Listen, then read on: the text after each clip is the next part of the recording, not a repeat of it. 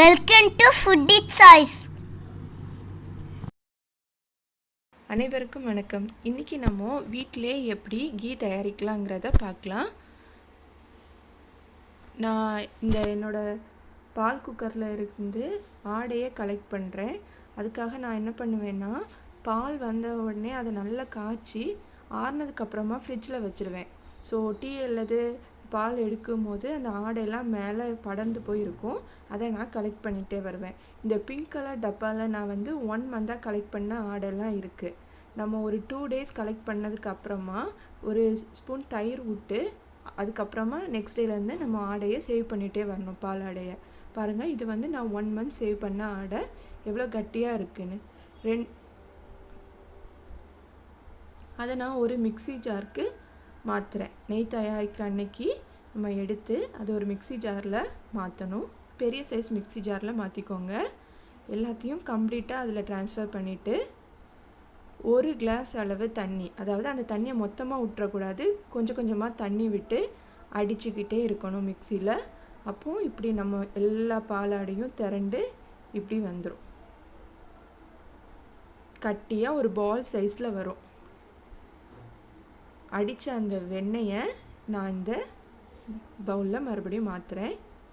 கம்ப்ளீட்டாக தண்ணியை தவிர பாக்கி அதில் இருக்கிற எல்லா ஆடையும் சேர்த்து ஒரு பால் மாதிரி ரவுண்ட் பண்ணி அதை நம்ம தொட்டாலே அது நமக்கு வரும் கையில், அந்த பால் ஷேப்பில். அதை அப்படி உருண்டை பிடிச்சி அப்படியே ஒரு பவுலில் ட்ரான்ஸ்ஃபர் பண்ணுங்கள்.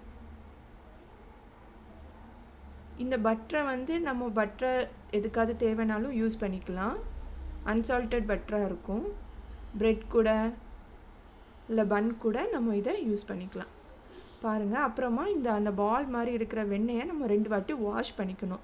எதுக்காக வாஷ் பண்ணுறோன்னா, நம்ம அதில் தயிர் ஆட் பண்ணி வச்சுருக்கோம்ல, அதில் சின்னதாக ஒரு புளிப்புத்தன்மை இருக்கும். அதை போகிறதுக்கு வேண்டி நம்ம இப்படி 2 தடவை பச்சை தண்ணியில் நார்மல் வாட்டரில் நம்ம இப்படி வாஷ் பண்ணி எடுத்துக்கணும். நான் இப்போ இன்றைக்கி உங்களுக்கு உடனே பண்ணி காணிக்கிறேன். இதை தயிர் விட்டு அடித்து ஒரு 1 டே நைட் ஃப்ரிட்ஜில் வச்சு எடுத்திங்கன்னா அந்த பால் அழகாக கழுகுறதுக்கு நல்லா செட்டாக இருக்கும். நான் உடனே பண்ணுறனால என்னால் வாஷ் பண்ண முடியலை. இருந்தாலும் நான் ஒரு 2 டைம்ஸ் அந்த தண்ணியில் நல்லா வாஷ் பண்ணி எடுக்கிறேன். இந்த புளிப்பு தன்மைலாம் அப்போ தான் நமக்கு நீட்டாக போயிடும். மேலே ஒரு மாதிரி ஆடையாக தெரிஞ்சிருக்கிறது அந்த இதெல்லாம் நமக்கு நீட்டாக போயிடும். ஸோ கண்டிப்பாக இந்த தண்ணி வச்சு வாஷ் பண்ணுற ப்ராசஸை ஸ்கிப் பண்ண வேண்டாம். அப்புறம் நான் அந்த நெய் தயாரிக்கிற அந்த கடாயில் அந்த வாஷ் பண்ண இதை எடுத்து வைக்கிறேன். 2 பால் சைஸில் இருக்குது. அதை எடுத்து வச்சு இப்போ நான் வாஷ் பண்ணி முடிச்சிட்டேன். ஸோ நான் அது ஒரு கடாய்க்கு ட்ரான்ஸ்ஃபர் பண்ணுறேன்.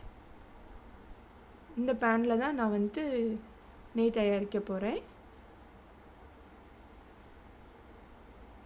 கம்ப்ளீட்டாக எல்லாத்தையும் எடுத்து வச்சதுக்கப்புறமா நம்ம கேஸை ஆன் பண்ணிட வேண்டியதான்.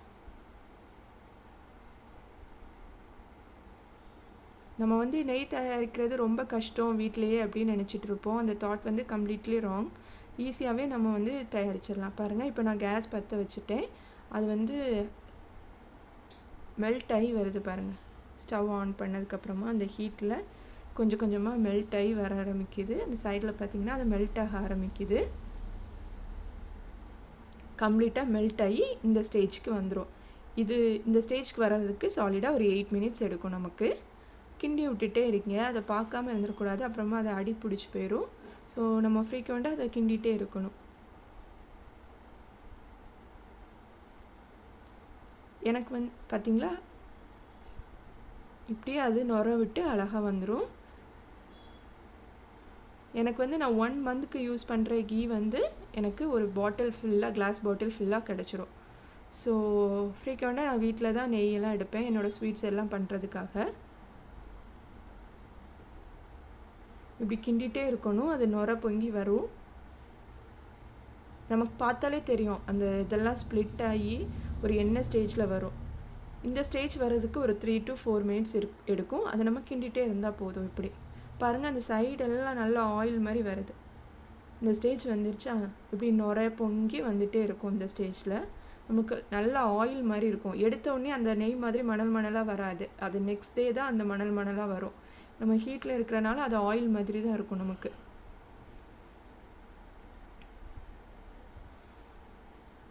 நான் வந்து இன்றைக்கி ஒரு கொஞ்சம் முருங்கை இலையை அது கூட சேர்க்குறேன்.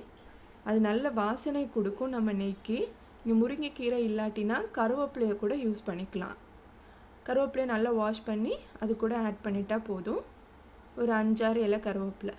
எனக்கு நல்ல ஸ்டேஜ் வந்துருச்சு. முருங்கைக்கீரை போட்டு 2-3 மினிட்ஸில் இறக்கிற வேண்டியதான். நான் வந்து அதுக்கு அடியில் இருக்கிற அந்த அழுக்கெல்லாம் இது பண்ணுறதுக்காக நான் இன்னொரு பாத்திரத்தில் ஃபில்டர் பண்ணி வச்சுருக்கேன்.